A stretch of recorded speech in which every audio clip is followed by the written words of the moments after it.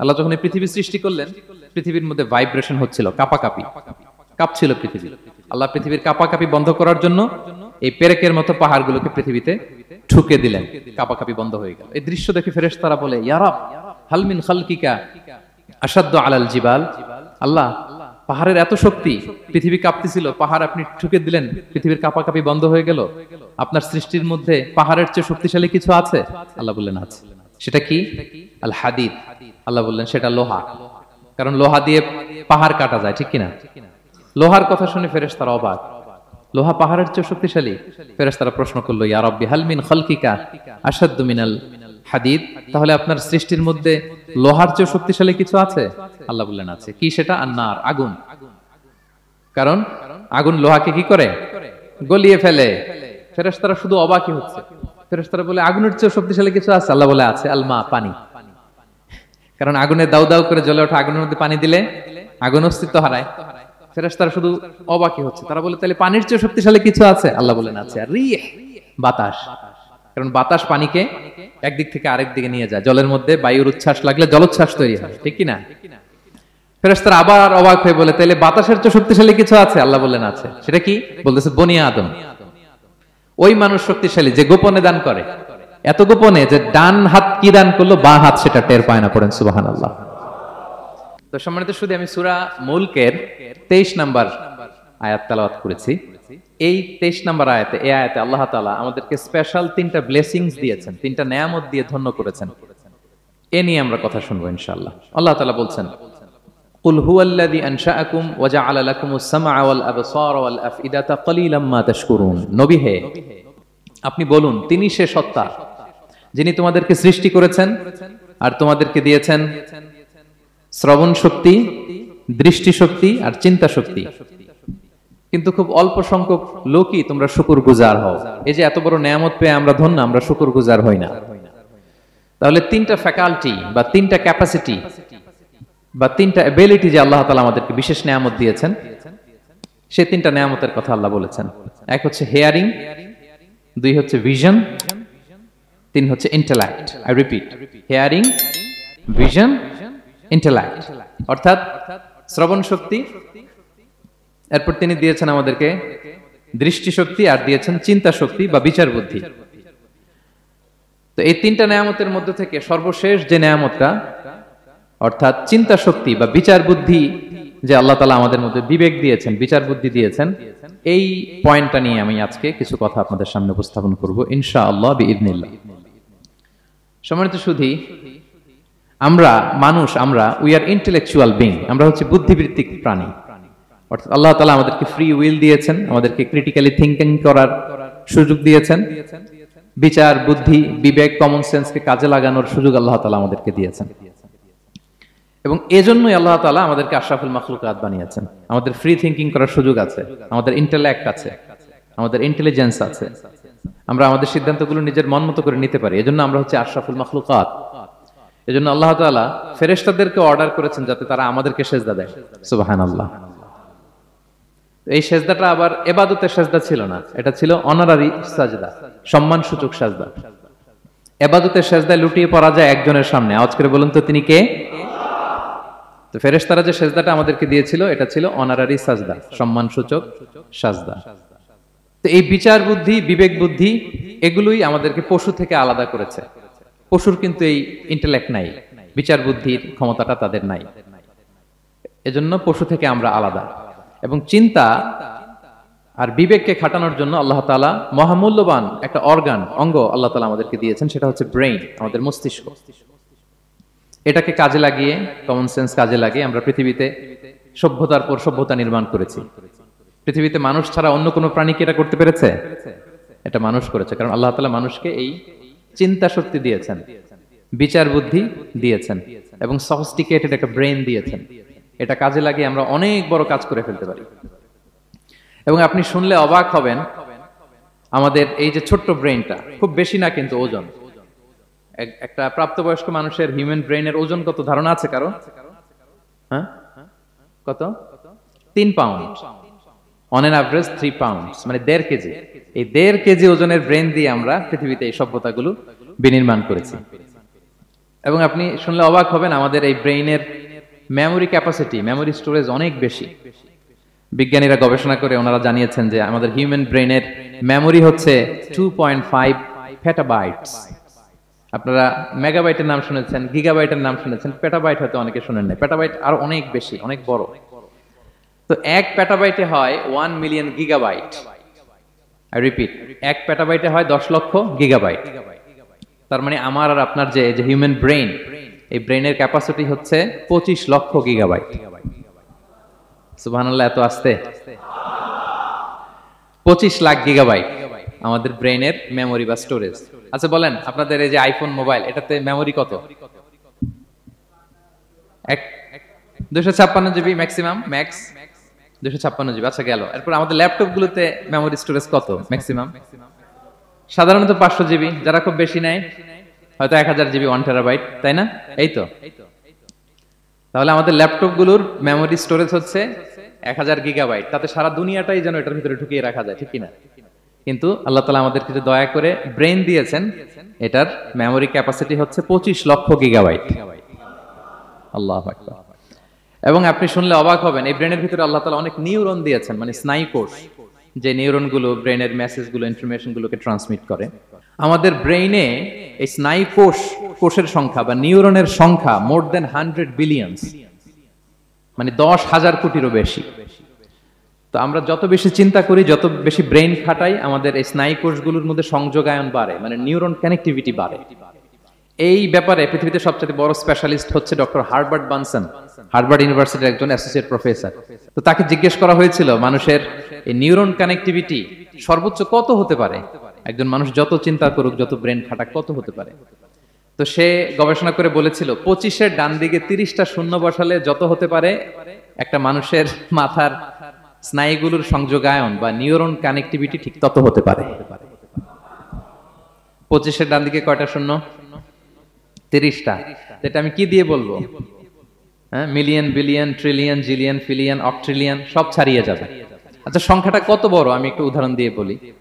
আমরা যে কম্পিউটারের দোকানে গেলে প্রিন্টিং করি না, A4 সাইজের কাগজ আছে না? একটা হিউম্যান ব্রেইনে যত পরিমাণ নিউরন কানেক্টিভিটি হতে পারে, তত পরিমাণ সাদা কাগজ যদি আপনাকে দেয়া হয়, A4 সাইজের সাদা কাগজ দিয়ে যদি বলা হয় যেটা টেবিলের উপর রাখেন, ইন্টারন্যাশনাল ইয়ুথ সেন্টারের এই টেবিলের উপর এই কাগজগুলো রাখেন, আপনি কাগজগুলো রাখতে শুরু করবেন। কাগজের স্তূপ উঁচু হতে হতে হতে হতে এই টাওয়ার ছাড়িয়ে, আকাশ ছাড়িয়ে, বাতাস ছাড়িয়ে, মহাকাশ স্টেশন ছাড়িয়ে, নাসার বিজ্ঞানীদের নাগালে আসা প্রথম আকাশের যত দূর বিজ্ঞান যেতে পেরেছে, এই যে জেমস ওয়েব টেলিস্কোপ 34 কোটি বছর আগের ছবি, স্থির চিত্র আমাদেরকে পাঠিয়েছে, যত দূর মানুষের নাগালে এসেছে, কাগজের স্তূপ এরকম উঁচু হতেই থাকবে, তারপরেও অনেক কাগজ আপনার হাতে থেকে যাবে। তার মানে কি পরিমাণে নিউরন কানেক্টিভিটি আমাদের ব্রেইনে সম্ভব। তো এখন দ্য কোশ্চেন রাইজেস, প্রশ্ন হচ্ছে আমরা আমাদের ব্রেনকে ওইভাবে খাটাই কিনা, ব্রেনটাকে কাজে লাগাই কিনা। আমাদের যে অভাবনীয় চিন্তা শক্তি, আনলিমিটেড চিন্তা শক্তি দিয়ে যে আল্লাহ তাআলা আমাদেরকে সৃষ্টি করেছেন, এটার কতটুকু আমরা ব্যবহার করি, আমাদের এই সফিস্টিকেটেড যে ব্রেইন আল্লাহ দিয়েছেন, এটা ব্যবহার করি কিনা, দিস ইজ দ্য কোশ্চেন। তো সম্মানিত শুধু আল কোরআন আল কারিমের পরতে পরতে আল্লাহ তাআলা আমাদেরকে মাথা খাটাতে বলেছেন, আমাদের চিন্তার দিগন্তকে প্রসারিত করতে বলেছেন, কিন্তু আমরা মাথা খাটাতে চাই না। আমরা যেন চিন্তাশীল হয়ে উঠি, আমরা যেন ব্রেইন খাটাই। অনেক আয়াত আপনি পাবেন, দুই একটি আয়াত আপনাদের সামনে আমি উপস্থাপন করবে আজকের আলোচনার ইতি টানবো ইনশাআল্লাহ। আমরা যেন মাথা খাটাই, আমরা যেন চিন্তা করি, এটা বোঝাতে যে আল্লাহ তাআলা বেসিক্যালি কোরআনে 4টা শব্দ ব্যবহার করেছেন। প্রথম শব্দ হচ্ছে আন-নাযার, আন-নাযার। 2 নম্বর হচ্ছে আল-আক, 3 নম্বর হচ্ছে আত-তাফাক্কুর, 4 নম্বর হচ্ছে আত-তাদাব্বুর। আই রিপিট, আবার বলি, আন-নাযার, আল-আক, আত-তাফাক্কুর, আত-তাদাব্বুর। আন-নাযার, আল-আক, আত-তাফাক্কুর, আত-তাদাব্বুর। বলতে পারবেন 4টা? 1 নম্বরে কি? আন-নাযার, 2 নম্বরে আল-আক, 3 নম্বরে আত-তাফাক্কুর, 4 নম্বরে আত-তাদাব্বুর। এই 4টা শব্দ নিয়ে সংক্ষিপ্ত কিছু আলোকপাত করবো ইনশাআল্লাহ বিইজনিল্লাহ। আন-নাযার শব্দটা আপনাদের পরিচিত, একটু ভেঙে বললে বুঝতে পারবেন। আমরা বলি না এই যে নজর দিস না, এই যে নজর লাগবে, বলি না নজর দেয়া। নজর মানে হচ্ছে তাকানো, তবে সাধারণ তাকানো না, careful look, with deep observation and reflection. এটাকে কোরআন বলেছে আন-নাযার। এটার প্রতি কোরআন আমাদেরকে উৎসাহিত করেছে। পাশাপাশি 2 নাম্বার কি বলছিলাম নজরের পরে? হ্যাঁ, অ্যাটলিস্ট একজন তো বলতে হবে। আল আক, আল আক এটাও আপনার অর্থ জানেন। আমরা বলি না আকল, হ্যাঁ কিরে তোর কি আকল নাই, তুই কি ব্যাককেল বলি না আমরা এরকম। ব্যাককেল মানে যার আকল নেই। তো এই যে আকল, আকল থাকা বা আকল খাটানো বা কমন সেন্সকে খাটানো, রিজনিং করা, কোরআন এটার ব্যাপারে উৎসাহিত করেছে। 3 নম্বরে কি বলেছিলাম? হ্যাঁ আত্তাফাক্কুর। এই যে ইউআই এর স্টুডেন্ট পাওয়া গেছে তো, ওনারা বলতে পারতেছে আত্তাফাক্কুর। আত্তাফাক্কুর শব্দটা আসছে ফিকির থেকে। ফিকরা, ফিকির, ফিকির তো বোঝেন নাকি? আমরা বলি না যে ফিকির করতে হবে? তো আত্তাফাক্কুর মানে ক্রিটিক্যাল থিংকিং, বিশ্লেষণধর্মী চিন্তা করা। আর সর্বশেষ হচ্ছে আত্তাদাব্বুর। আর তাদাব্বুরটা কোরআনের সাথে জড়িত, কোরআনের পেছনের গল্পগুলো খুঁজে বের করা। আর তাদাব্বুর শব্দটা এসেছে আরবি শব্দ দুবুর থেকে। দুবুর, দুবুর মানে কি? পেছন। তো কোরআনের কোন একটা আয়াতের পেছনের গল্পটা কি, পেছনের রহস্যটা কি, এর নেপথ্যে কি, এর গুরু রহস্য কি, এটাকে বের করা। এই 4টা ব্যাপারে কোরআন অনেক এমফাসাইজ করেছে। তো এই 4টা নিয়ে আমরা কথা বলি। প্রথমে কি বলেছিলাম? প্রথম শব্দটা আন-নাযার। সবাই বলেন তো প্রথম শব্দটা কি? আন-নাযার। নজর মানে কি? দৃষ্টি দেয়া, স্বাভাবিক দৃষ্টি না, গভীর দৃষ্টি, সুগভীর দৃষ্টি। হ্যাঁ, ইংরেজিতে বলে অবজারভেশন বা রিফ্লেকশন। তা আমরা যেন শুধু ফেল ফেল করে তাকিয়ে না থাকি। আল্লাহ বলেছে তাকালে তাকানোর মতো তাকাবা, গভীর দৃষ্টি দিবা। আল্লাহ বলেন আফালা ইয়ানজুরুনা ইলাল ইবিলি কাইফা খুলিকাত ওয়া ইলাস সামাই কাইফা রুফিআত ওয়া ইলাল জিবালি কাইফা নুসিবাত ওয়া ইলাল আরদি কাইফা সুতিহাত। আল্লাহ বলেন ওরা কি নজর দেয় না? আফালা ইয়ানজুরুনা, নজর থেকে ইয়ানজুরুনা ইলাল ইবিলি, ওরা কি উটের দিকে তাকায় না? Don't they see to the camels how masterfully they were created. হ্যাঁ, তারা কি উটের দিকে তাকায় না কিভাবে উটকে সৃষ্টি করেছি? তারা কি আকাশের দিকে তাকায় না খুঁটিবিহীন বিশাল আকাশকে কেমন করে বানালাম? তারা কি পাহাড়ের দিকে তাকায় না কিভাবে পাহাড়কে ফার্মলি সেট করা হলো পৃথিবীর সাথে? তারা কি জমিনের দিকে তাকায় না কিভাবে জমিনটাকে বিস্তীর্ণ করে দেয়া হয়েছে? তো এই 4টা কথা আল্লাহ বললেন। রাসূল সাল্লাল্লাহু আলাইহি ওয়াসাল্লাম যখন মক্কার কুরাইশদেরকে তাওহীদ, রিসালাত, আখিরাতের দাওয়াত দিচ্ছিল, তারা এই দাওয়াতকে প্রত্যাখ্যান করলো, তারা মানছে না। তো তখন আল্লাহ তাআলা এই আয়াত নাজিল করে বললেন আফালা ইয়ানজুরুনা ইলাল ইবিলি কাইফা খুলিকাত। মক্কার কুরাইশরা কি উটের দিকে তাকায় না? উটকে কিভাবে আমি তৈরি করলাম এটা একটু দেখতে পারে না ওরা? আরে উটের দিকে তাকালেই তো ওরা উটের মালিক আমি আল্লাহরে খুঁজে পাবে। কারণ কুরাইশরা ছিল কোরআনের প্রাইমারি অডিয়েন্স, যদিও কোরআন সবার জন্য এসেছে। তো আল্লাহ বললেন আফালা ইয়ানজুরুনা ইলাল ইবিলি কাইফা খুলিকাত, ওরা কি উটের দিকে তাকায় না? উট দেখার জন্য তো ওদের চিড়িয়াখানায় যাওয়া লাগবে না, অথবা মক্কার কুরাইশদের চায়নাতেও যাওয়া লাগবে না, কারণ উট তো ওদের গৃহপালিত প্রাণী, ঠিক না? ঘরে ঘরে আরব দেশে উট আছে না নাই? আছে। তো উটের দিকে তাকায় না। সম্মানিত শুধু উটের কথা আল্লাহ কেন বললেন? কুরাইশদেরকে উটের কথা বললেন এজন্য, উট হচ্ছে এমন আজীব একটা প্রাণী যেটা প্রাণী বিজ্ঞানীদেরকে হয়রান করে দিয়েছে। আল্লাহু আকবার। আপনি অবাক হবেন উটের যে ফিচার আল্লাহ তাআলা দিয়েছেন। মক্কার লোকেরা উটের গোশত খাইতো, উটের দুধ খাইতো, উটের চামড়া দিয়ে দ্য ফাইনেস্ট লেদার, দামি লেদার তারা বানাতো। উটের উপর মাল নিয়ে বোঝাই করে মরুভূমি এক প্রান্ত থেকে আরেক প্রান্তে পাড়ি দিত, নিজেরা উটের উপর রাইডিং করত। এবং উট হচ্ছে এমন প্রাণী যেটা একসাথে 1 মাস না খেয়ে বেঁচে থাকতে পারে। 1 মাস পানিও খাওয়া লাগবে না, খাবারও খাওয়া লাগবে না। সুবহানাল্লাহ পড়বেন না? এট এ টাইমে একটা উট, প্রাপ্তবয়স্ক একটা উট একসাথে 200 লিটার পানি খেয়ে ফেলতে পারে। এবং উটের পেটের ভিতরে একটা স্পেশাল ওয়াটার চেম্বার আছে, ওই চেম্বারে রেখে দেয়, খেয়ে ওইটারে পাঠায় দেয় না ওদের কিডনিতে। 200 লিটার পানি একবারে খেয়ে স্পেশাল চেম্বারে রেখে দেয়, যখন লাগবে ওইখান থেকে নিয়ে নিয়ে বেঁচে থাকে। 1 মাস না খেয়ে বেঁচে থাকে কি করে? উটের পিঠে দেখবেন একটা কুজ আছে, একটা উঁচু উটকে যদি কল্পনা করেন, উপরে একটা কুজ আছে না, এই পুরো কুজটা হচ্ছে চর্বির আধার। তো ওটার যখন খাবার থাকে না মরুভূমিতে, মাসের পর মাস যখন চলে, ওই চর্বি থেকে এনার্জি নিয়ে সে মরুভূমিতে চলে, সে না খেয়েও বাঁচতে পারে। আমাদের চোখের মধ্যে যেমনি একটা পাপড়ি, এরকম এক পাপড়ি দিয়ে উটকে আল্লাহ বানায় নাই, ডবল লেয়ারের পাপড়ি দিয়েছে। কারণ মরুভূমির মধ্যে চলতে পথে লু হাওয়া থাকবে, মরুভূমির সাইমুম, বালুর ঝড়, এই ঝড় মোকাবেলার জন্য, লু হাওয়া মোকাবেলার জন্য ডবল লেয়ারের চোখের পর্দা। একটা পর্দা ফেলে রাখে আর একটা খুলে সে হাঁটতে থাকে, তার কিছুই হয় না। সুবহানাল্লাহ। আমাদের 98 ডিগ্রি ফারেনহাইটের স্বাভাবিক তাপমাত্রা, তাই না? 99 ডিগ্রি হলে আমাদের জ্বর, 100 ডিগ্রি হলে জ্বর, 101, 2 সর্বোচ্চ আমরা সহ্য করতে পারি। এর বেশি যদি হয়, 103 ডিগ্রি হলে বেহুশ হয়ে যায় মানুষ। 4 ডিগ্রি হলে আমাদের দেহের ভেতরে যে কোষগুলো আছে এগুলো মরে যায়। কিন্তু একটা উট মরুভূমির তাপমাত্রায় প্রতিদিন 104 ডিগ্রি 5 ডিগ্রি তাপমাত্রা সহ্য করে খুব স্বাভাবিক উট চলতে পারে, তার কিছুই হয় না। এবং মরুভূমির মধ্যে যে ক্যাকটাস আছে, গুলমলতা, বড় বড় কাঁটা জাতীয় গাছ, যেই কাঁটা পৃথিবীর কোনো প্রাণী খেতে পারবে না, কিন্তু একটা উট অনায়াসে খেয়ে ফেলতে পারে। উটের জিহ্বাকে এবং পাকস্থলীকে আল্লাহ এমন স্পেশালি মেড করেছেন, যত কাঁটা দিবেন খেয়ে সাবার ওর কিছুই হয় না। সুবহানাল্লাহি বিহামদিহি। আল্লাহ বলে আফালা ইয়ানজুরুনা ইলাল ইবিলি কাইফা খুলিকাত, ওরা কি উটের দিকে তাকায় না? আরে উটকে নিয়ে গবেষণা করলে তো উটের মালিককে খুঁজে পায় তারা। এরপর বললেন ওয়া ইলাস সামাই কাইফা রুফিআত, ওরা কি আকাশের দিকে তাকায় না, কিভাবে খুঁটি ছাড়া আকাশকে আমি বানিয়েছি। আপনারা যখন বিমানে চড়েন তখন কি শুধু ভিডিও করতে থাকেন নাকি, মেঘের ভিডিও, আকাশের ভিডিও? তখন তাকাবেন আকাশের দিকে। সুবহানাল্লাহ, কিভাবে আল্লাহ আকাশকে তৈরি করেছেন। ওয়ালাকাদ যায়্যানা সামাআদ দুনিয়া বিজিনাতিনিল কাওয়াকিব, আল্লাহ বলেন এই প্রথম আকাশটাকে আমি তারা দিয়ে সুশোভিত করেছি, বিশাল বিশাল তারা। এই যে আমরা সূর্য দেখি, এটা একটা তারা, পৃথিবীর চেয়ে 13 লক্ষ গুণ বড় এই সূর্য। কত গুণ বড় বলে ফেললাম হুট করে মুখ দিয়ে, কিন্তু কল্পনা করতে পারতেছি। তার মানে 13 লক্ষটা পৃথিবী সূর্যের মধ্যে রাখার জায়গা আছে। তাই বলে মনে করেন না যে সূর্য অনেক বড় সাইজের তারা, ন। সূর্য এই মহাশূন্যের খুব ছোট্ট সাইজের একটা তারা। সূর্যের চেয়ে লক্ষ কোটি গুণ তারা আছে। যে সূর্য পৃথিবীর চেয়ে 13 লক্ষ গুণ বড়, ওই সূর্যের চেয়ে কোটি গুণ বড় তারা আছে। এরকম লক্ষ কোটি কোটি তারা নিয়ে আমাদের গ্যালাক্সি মিল্কি ওয়ে, এরকম কোটি কোটি গ্যালাক্সি আছে। সুবহানাল্লাহ, কোটি কোটি গ্যালাক্সি নিয়ে আমাদের এই প্রথম আকাশের মহাশূন্য। তার মানে পুরো প্রথম আকাশটাকে যদি একটা মানচিত্র দেয়া হয়, ওইখানে মাইক্রোস্কোপ দিয়ে পৃথিবীকে খুঁজে পাওয়া যাবে না। আই রিপিট, পুরো প্রথম আকাশটাকে যদি একটা বড় মানচিত্র বানানো হয়, আমরা যে পৃথিবীতে আছি মাইক্রোস্কোপ দিয়েও এটাকে খুঁজে পাওয়া যাবে না। এই বিশাল প্রথম আকাশের মহাশূন্য যখন শেষ, এরপরে হচ্ছে প্রথম আকাশের লেয়ার, তারপরে হচ্ছে দ্বিতীয় আকাশের মহাশূন্য, তারপরে দ্বিতীয় আকাশের লেয়ার। বিষ্ণু ইসলাম বলেন দ্বিতীয় আকাশের তুলনায় প্রথম আকাশটা কত ছোট শোনো। সাহারা মরুভূমির মধ্যে যদি তোমার হাতের আংটি ছুঁড়ে ফেলে দাও, পুরো মরুভূমির তুলনায় তোমার হাতের আংটি যত ছোট, আল্লাহর দ্বিতীয় আসমানের তুলনায় প্রথম আসমানটা ঠিক তত ছোট।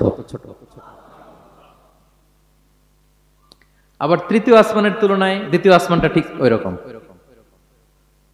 আবার চতুর্থ আসমানের তুলনায় তৃতীয় আসমানটা ওই রকম। এইভাবে 7 আসমান, এরপরে আল্লাহর কুরসি, মাওদাউল কাদামাইন, যেখানে আল্লাহ তার কুদরতি পা রাখেন।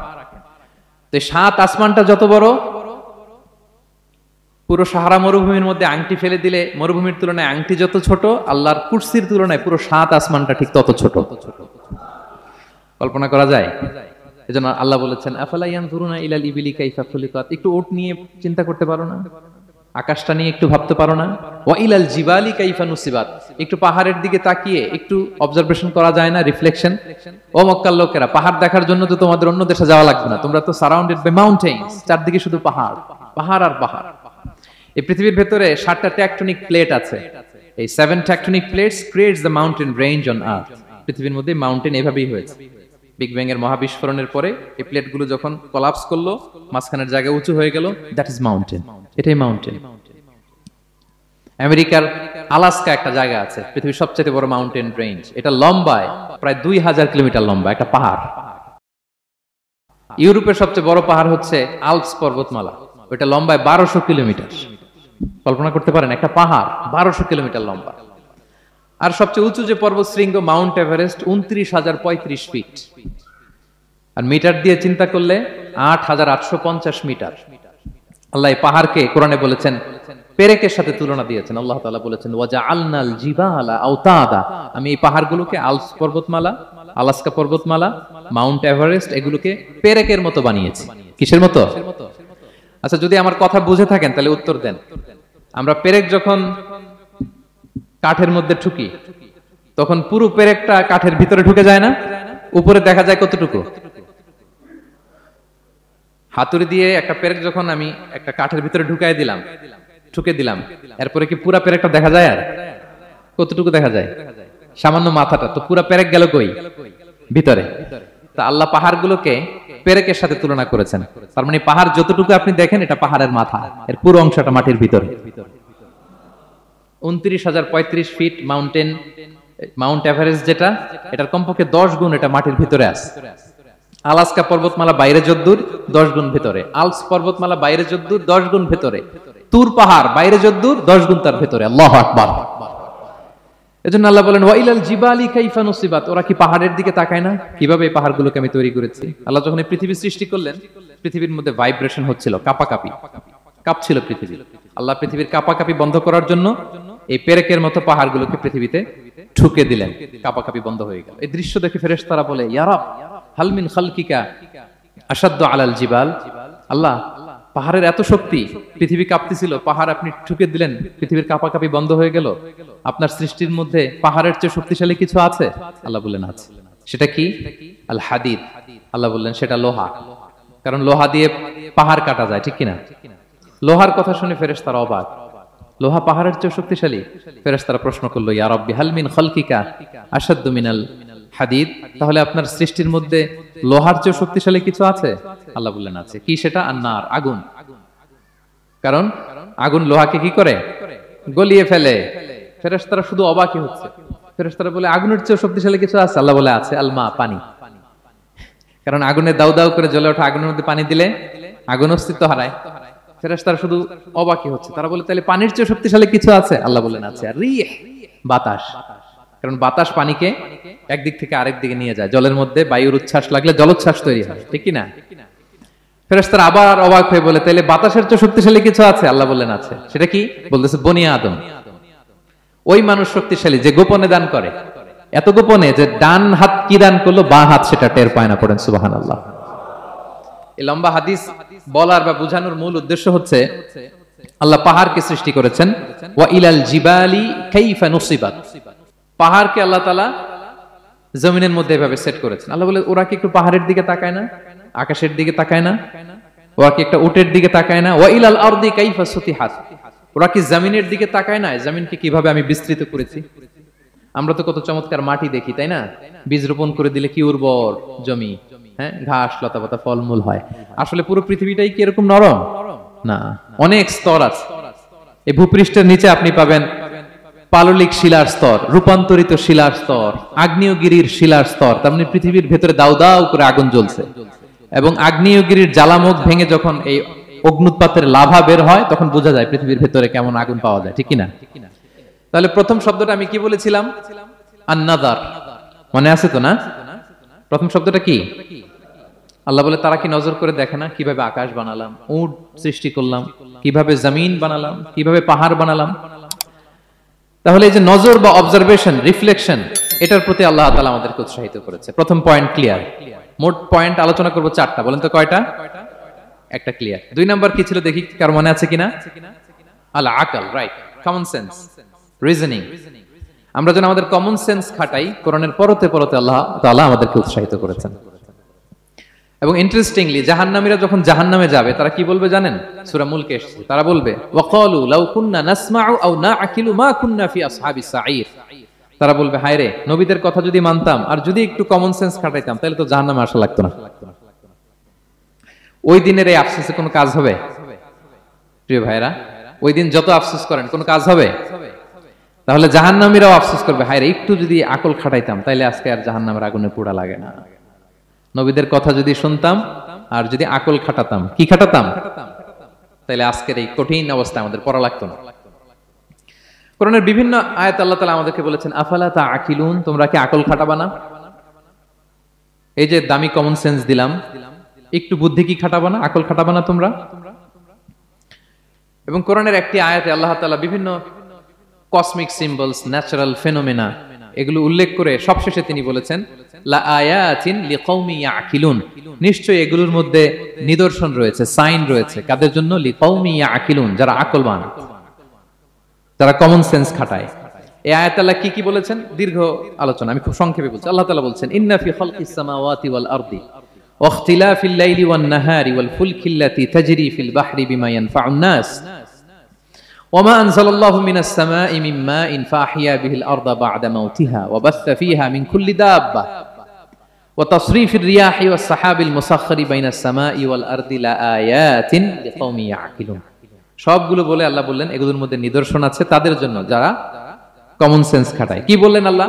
আল্লাহ বললেন আকাশ জমিনের সৃষ্টির মধ্যে, দিবারাত্রির পরিবর্তনের মধ্যে, এই যে 24 ঘন্টার 12 ঘন্টা দিন, 12 ঘন্টা রাত, আর নিগতির কারণে এই যে দিবারাত্রি আমরা পাই, এই পৃথিবীটা তার অরবিটে কক্ষে যেমনি ঘুরে, আবার পৃথিবীটা তার অক্ষেও ঘুরে। যে আপনারা যারা ক্রিকেট খেলছেন এরকম স্পিন বল করেন না? হ্যাঁ, কমন পড়ছে? স্পিন বল করলে বলটা কিভাবে যায় বলেন তো? ঘুরতে ঘুরতে যায়। তো পৃথিবী যখন সূর্যের চারদিকে কক্ষে ঘুরে, ওই ঘোরার মুহূর্তে সে নিজে স্পিনিং হইতে থাকে, ঘুরতে থাকে। ওই স্পিন হইতে তার এক পিঠ থেকে আরেক পিঠে ঘুরতে তার 24 ঘন্টা সময় লেগে যায়। ওইটার কারণে দিবারাত্রি হয়। 12 ঘন্টায় আমরা দিন পাই, 12 ঘন্টায় আমরা রাত পাই। আল্লাহ বলেন এই দিবারাত্রির পরিবর্তনের মধ্যে নিদর্শন আছে। তারপরে সাগরে যে ভেসে বেড়ায় বড় বড় নৌযান, জলযান, আপনারা দেখেছেন কিনা জানি না। এই যে icon of the ocean, Titanic জাহাজের চেয়ে 10 গুণ বড় জাহাজ, আমি দেখে এসেছি পশ্চিমা দেশগুলোতে। এত বিশাল বড় জাহাজ, এটা সামনে দাঁড়ালে এটার দৈত্যের মতো মনে হয়। মালয়েশিয়াতে তো অনেক কন্ডোমোনিয়ামস, 10-15টা কন্ডোমোনিয়ামস একসাথে জোড়া লাগালে এটা যত বড়, ওই ক্রুজগুলো, জাহাজগুলো এত বড়।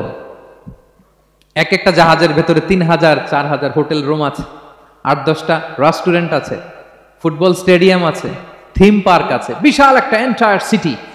এই বিশাল ক্রুজগুলো, Icon of the Sea, Virgin Voyages, Royal Caribbean, এগুলো সাগরের উপর দিয়ে ভেসে বেড়ায়।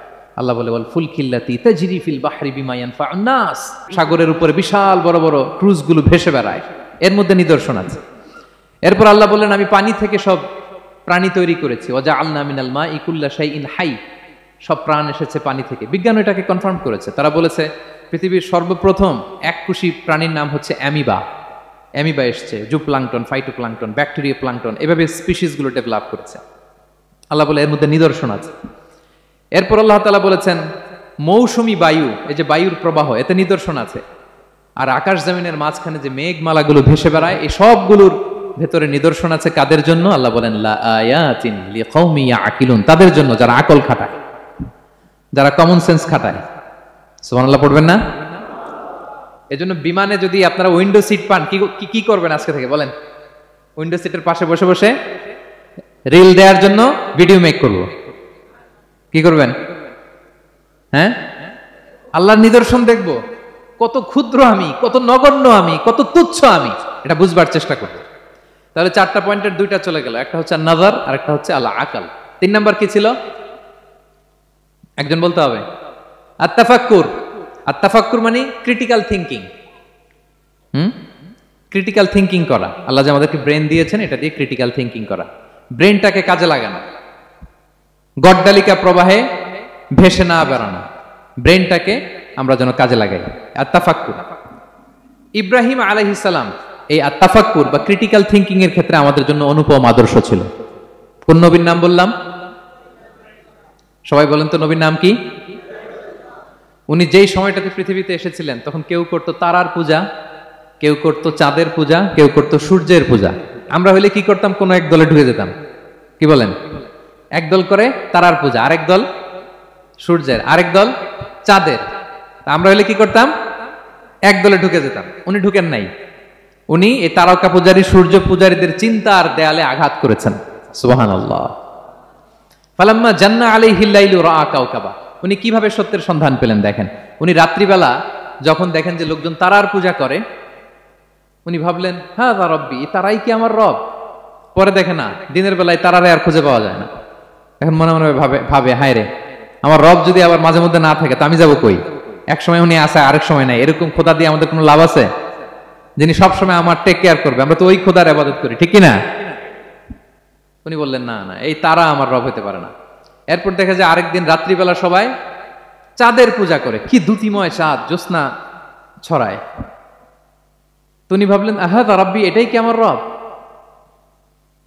পরে দিনের বেলা যখন দেখি না, চাঁদ তো আর দেখা যায় না, চাঁদ তো আর নাই, ভ্যানিশ, ডিসঅ্যাপিয়ার। পরে বলে না, চাঁদ আমার রব হতে পারে না। এবার দিনের বেলা দেখলেন দ্বিপ্রহরের জল জলে সূর্য খা খা রোদ বিলাচ্ছে গোটা বিশ্বে। দেখে যে সবাই এটার ফলোয়ার বেশি, সবাই সূর্যের পূজা করে। কিন্তু আবার গোধূলি লগ্নে সানসেটের টাইমে যখন সূর্য ডুবে গেল, হায় হায়, উনি বিপদে পড়লেন। এবার আমি কই যাব? সূর্যও তো থাকে না। আল্লাহু আকবার।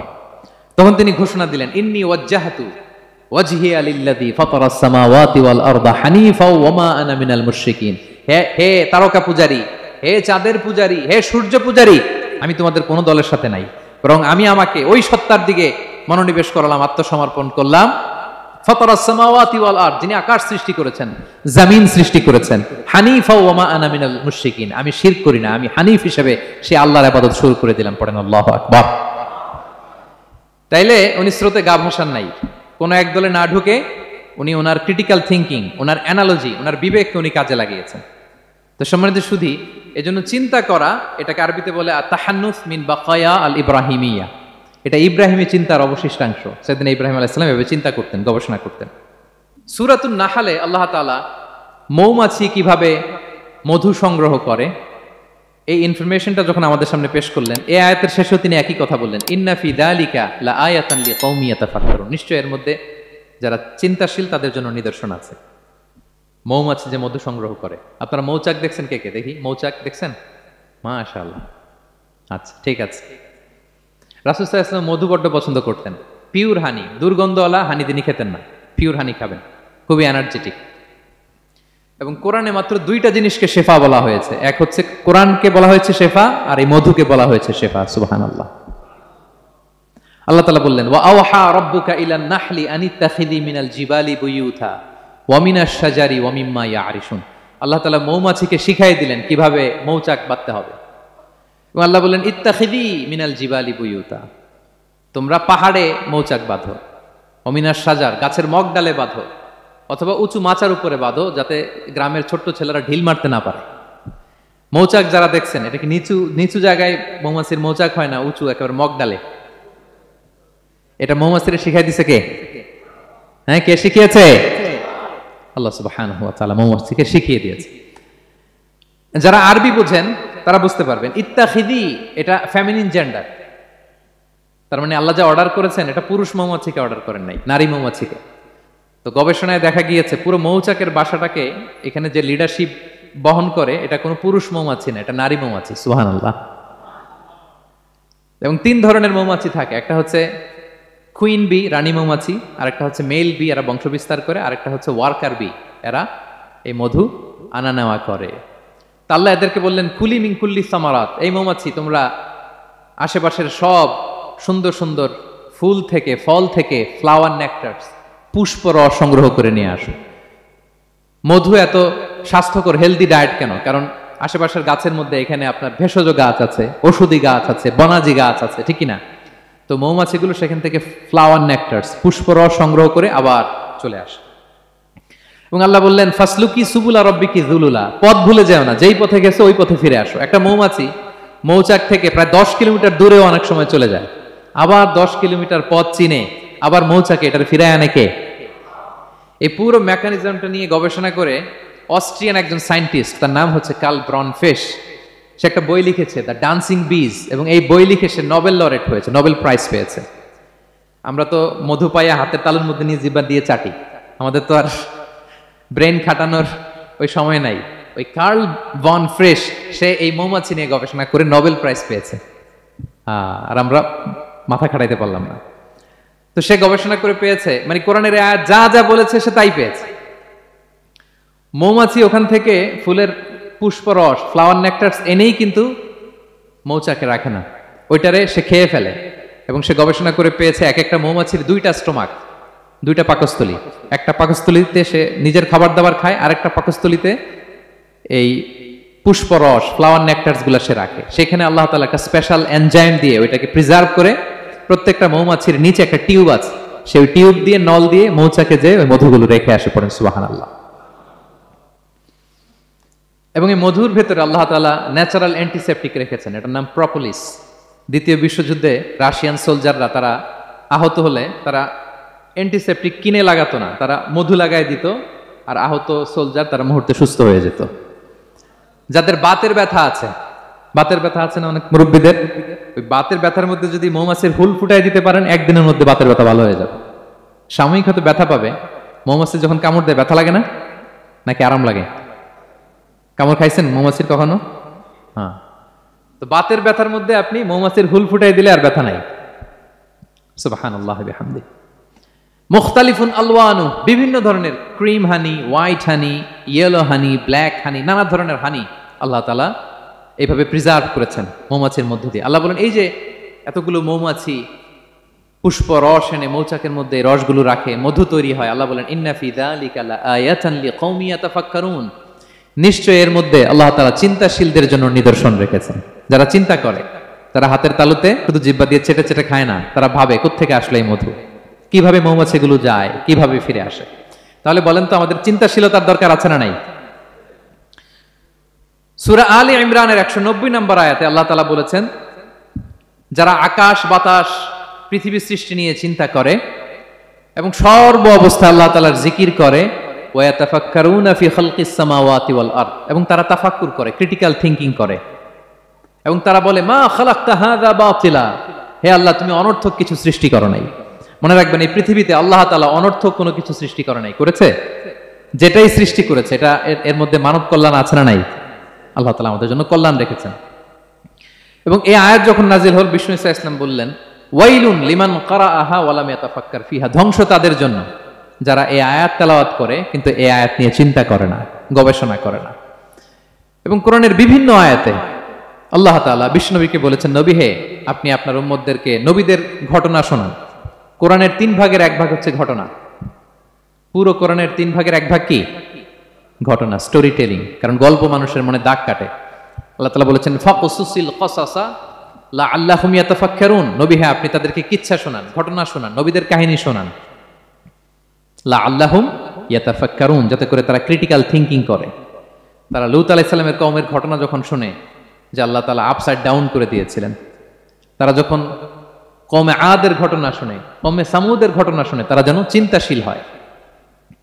এবং বিশ্বনবীর সাহাবী আবু দারদা রাদিয়াল্লাহু তাআলা আনহু উনি বলতেন তাফাক্কুরু সাআতিন খায়রুন মিন কিয়ামি লাইলা, 1 ঘন্টা কেউ যদি আল্লাহর সৃষ্টি নিয়ে চিন্তা করে সেটা সারা রাত তাহাজ্জুদের সালাত অফার করার চেয়ে উত্তম। আমরা অনেকে মনে করি শুধু তাসবিহ পড়াই ইবাদত, জিকির করাই ইবাদত, শুধু কোরআন তেলাওয়াতই মনে হয় ইবাদত, শুধু কিয়ামুল লাইল করাই ইবাদত। কিন্তু বিশ্বনবীর সাহাবী যিনি ইসলাম আমাদের চেয়ে ঢের বেশি বুঝেছেন, তিনি বলেন আল্লাহর এই সৃষ্টি শৈলী, এই সৃষ্টি নৈপুণ্য নিয়ে 1 ঘন্টা চিন্তা করা, ক্রিটিক্যাল থিংকিং করা, সারা রাত নফল তাহাজ্জুদের চেয়েও সেরা। এবার বলেন আমাদের চিন্তা করার দরকার আছে না নাই? ব্রেনটা খাটাবেন তো? এই যে যারা কনভার্টেড মুসলিম হয় এরা কিন্তু অনেক চিন্তা ফিকির করে, নিজের সাথে নিজে বোঝাপড়া করে, ক্রিটিক্যাল থিংকিং করে, তাদের অ্যানালজি কাজে লাগিয়ে, আল্লাহর দেয়া ব্রেনকে কাজে লাগিয়ে এরপরে শাহাদা পাঠ করে, এমনি এমনি না। এই যে কিছুদিন আগে আমেরিকান এক পপ স্টার কালিমা পড়ছে না? আপনি জানেন একটা ধর্ম চেঞ্জ করা, একটা ফেইথ চেঞ্জ করা, এটা কত বড় সিদ্ধান্ত? হ্যাঁ, বাপদাদার ধর্ম বয়স 30-40, এতদিন যে ধর্ম মানলাম এটাকে চেঞ্জ করে নতুন ধর্মে কনভার্ট হয়, এটা কত বড় সিদ্ধান্ত? Could you imagine that? It's not a joke. নিজের সাথে নিজের অনেক বোঝাপড়া করতে হয়, তারাই ক্রিটিক্যাল থিংকিং করে। এবং বিষ্ণু ঈসা ইসলাম উনি নবী হওয়ার আগেও এই চিন্তার ইবাদত করতেন। তিনি হেরা গুহায় চলে যেতেন, কাবা থেকে 6 কিলোমিটার উত্তরে, 634 মিটার উঁচু, যা বলে নূরের উপরে একটা কেইভ আছে, গুহা, এটার নাম হচ্ছে গারে হেরা। ওখানে বসে বসে তিনি এই চিন্তা করতেন। তার মানে নবী হওয়ার আগে বিষ্ণুনবীর ইবাদত ছিল চিন্তার ইবাদত। নবী হিসেবে অ্যাসাইন্ড হওয়ার আগে বিষ্ণুনবীর ইবাদত কি ছিল বলেন তো? নামাজ পড়া, কোরআন তেলাওয়াত করা। কোরআন তো নাজিলই হয় নাই, কোরআন তেলাওয়াত করবে কেমনে? তখন 6 মাস বসে বসে উনি ওখানে কি করেছেন বলেন? ধ্যানমগ্ন করেছেন, ধ্যানমগ্ন ছিলেন, তিনি চিন্তা করতেন। ওইটাই ছিল ওনার আধ্যাত্মিক শিক্ষায়তন। ওই নির্জন গুহার মধ্যে উনি যখন চিন্তায় মগ্ন ছিলেন, আল্লাহর সৃষ্টি শৈলী নিয়ে চিন্তা করতেন, ঠিক ওই মুহূর্তে, অন্তিম মুহূর্তে, ওই মাহেন্দ্রক্ষণে নাজিল হয়েছে ইকরা বিসমি রাব্বিকাল্লাযী খালাক, পড়ো তোমার প্রভুর নামে যিনি তোমাকে সৃষ্টি করেছেন, শিক্ষা দিয়েছেন। তাহলে সম্মানিত সুধী, ইসলামের সূচনা হয়েছিল, এটা বলা যায় ফাইনালি যে ইসলামের সূচনা হয়েছিল এই চিন্তার ইবাদতের মধ্য দিয়ে। তো আমরা যেন চিন্তা করি। তাহলে 4টা পয়েন্টের 3টা আমরা ক্লিয়ার করে ফেললাম। আর তাফাক্কুর, ক্রিটিক্যাল থিংকিং ও শেষ। 4 নম্বর কি বলেছিলাম? হ্যাঁ বলো তো? আত-তাদাব্বুর। আত-তাদাব্বুর মানে পন্ডারিং অন দ্য কোরআন, কোরআনকে গবেষণা করে পড়া, কোরআনের আয়াতের অন্তর্নিহিত মর্মার্থ, গূঢ় রহস্য উদ্ঘাটনের চেষ্টা করা। আল্লাহ বলেন আফালা ইয়াতাদাব্বারুনাল কোরআন আম আলা কুলুবিন আকফালুহা, ওরা কি কোরআন নিয়ে একটু চিন্তা গবেষণা করবে না, নাকি ওদের অন্তরে জং ধরা তালা পড়ে গিয়েছে? তাহলে আমরা যে গড়গড় করে তেলাওয়াত করি, আল্লাহ শুধু এই তেলাওয়াত করতে বলেননি। হ্যাঁ, তেলাওয়াত করলে প্রতি অক্ষরে 10 নাকি, ঠিক আছে, কিন্তু আল্লাহ বলেছেন ওরা কি কোরআন নিয়ে চিন্তা গবেষণা করবে না? আফালা ইয়াতাদাব্বারুনাল কোরআন। কোরআন তো এসেছে গোটা বিশ্বকে কাঁপিয়ে দিতে, হিস্ট্রিকে বদলে দিতে কোরআন এসেছে। মা আনজালনা আলাইকাল কোরআনা লিতাশকা, নবী হে হতভাগা জাতি হিসেবে পৃথিবীতে থেকে যাবেন এজন্য কোরআন পাঠাই নাই। এটা পৃথিবীর পুরো হিস্ট্রিকে চেঞ্জ করে দিবে। তাদাব্বুরুল কোরআন, আর তাদাব্বুর শব্দটা এসেছে দুবুর থেকে, দুবুর মানে পেছন। আল্লাহ বলেছেন প্রতিটা আয়াত পড়ার সময় এর পেছনের নেপথ্যের গল্পটা কি এটাকে খুঁজে বের করো। আপনি যত বড় মুফাসসির হন, কোরআনের আয়াত আপনি যত পড়বেন প্রতিদিন নিত্য নতুন নতুন নতুন তথ্য আপনি পাবেন। আল্লাহর কসম, আমি আল আজহারে কোরআন নিয়ে পড়াশোনা করেছি, IIM এ কোরআন নিয়ে masters, human embryology in the holy Quran, PhD-র 5 বছর, human behavioural patterns in the holy Quran. এখনো তো তাফসির করে যাই, প্রতিদিন কোরআন স্টাডি করি, একটা আয়াত যত পড়ি প্রত্যেক স্টাডিতে নতুন নতুন ইনফরমেশন আমার মাথায় চলে আসে।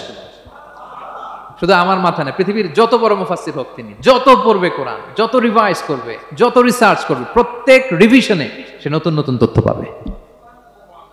এজন্য আল্লাহ বলেন আফালা ইয়াতাদাব্বারুনাল কোরআন, ওরা কি কোরআন নিয়ে একটু চিন্তা গবেষণা করবে না, নাকি ওদের অন্তরে তালা, জং ধরা তালা লেগেছে?